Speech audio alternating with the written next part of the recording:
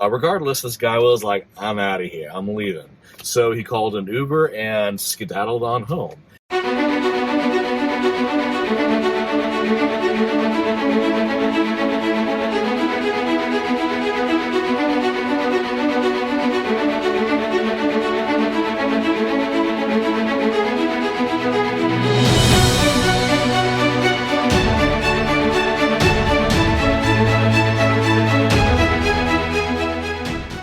Alright guys, here it is. The adventures of an Uber driver in coronavirus Seattle.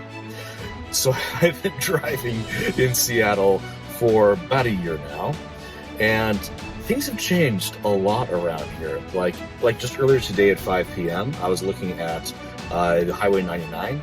Normally it's packed with traffic heading northbound. Nothing. Just nothing. Which is pretty incredible. So business is way down. I'm just out trying to scrounge whatever rides I can, driving for both Uber and Lyft. So I don't know how this adventure is going to go. I don't know what to expect. I expect lots of craziness, but I intend to see this adventure through and find out how it really goes. So, I bet what all of you are wondering, what am I thinking driving Uber in ground zero of the coronavirus in the United States? Well, I'm doing everything I reasonably can to protect myself, short of putting up a plastic shield wall going around my driver's seat, which probably isn't the worst idea in the world. So what I'm doing is I got two UV air filters hooked up to the headrest here, so it's directly in front of where people are breathing. The idea is it would hopefully take some portion of that air, sanitize it with the UV filter, and clean it before putting it back into the cabin. I've got the front air vents here in the car, basically turn almost all the way up, going straight into my face to hopefully displace any virus particles that might be in there. I've also got some Lysol spray as well. I'm sanitizing the back seat about a dozen times per shift working. Trying to keep the place as clean as I possibly can, considering how long this virus can stick around on surfaces. I'm also airing the car out constantly. I've also got these gloves on, so in case I'm handling someone's suitcase or someone wants to shake a hand, I can do so without having to worry about getting myself sick. I can simply change the gloves out and throw these away. Yes, I'm also working the night shift, so this adds a whole extra dimension of what to maybe expect. So, I know this is kind of starting off a bit dark, but we'll see how it goes.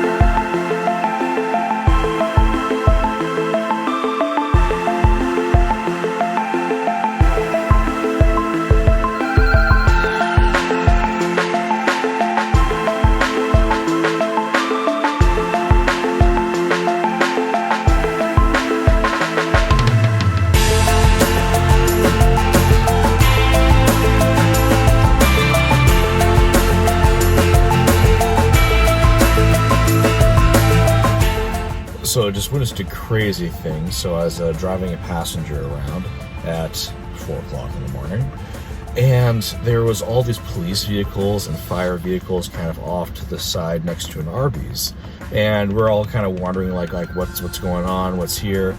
Turns out a car had made a turn a little too fast and without steering very properly, and it completely lodged itself on its side. Just balanced right there on its side. Hopefully everyone was okay, no idea what happened, but yeah, please drive safe.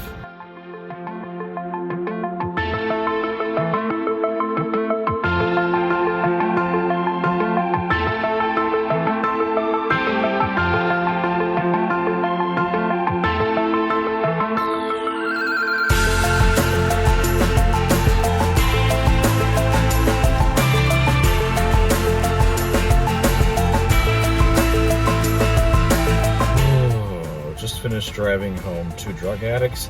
having a lover's quarrel. Oh, that was painful to watch. Yeah. I feel bad for him, though. I mean, people suffering, struggling through it, trying to make the best of it, but just really feel for people sometimes. Aaron Travis, ABC News. The White House. National Guard is helping clean schools and public buildings in New Rochelle, New York, a suburb of New York City, where an attorney infected with the virus lives.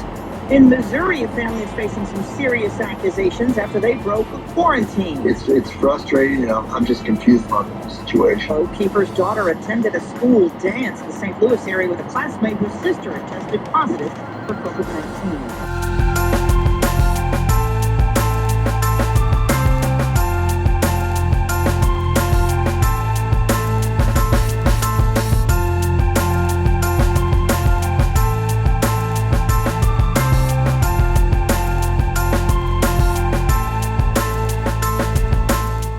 So, funny story from a passenger.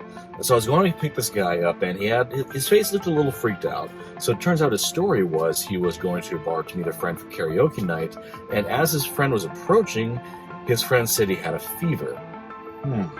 One of the symptoms of a certain something that's been going around in the Seattle area you may or may not have heard about by now that starts with a C. Regardless, this guy was like, I'm out of here, I'm leaving. So he called an Uber and skedaddled on home. And I don't really blame the guy, because, fever is one of the symptoms of this thing.